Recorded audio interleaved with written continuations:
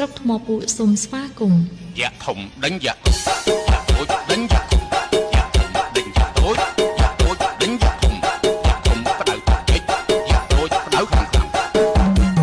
មីអាតារីមានចាប់ពីខ្នាតយ៉ាតូចដេញទៅដល់ខ្នាតយ៉ាធំ DJ Bit Remix យ៉ាតូចបកយ៉ាធំយ៉ាធំបកយ៉ាតូច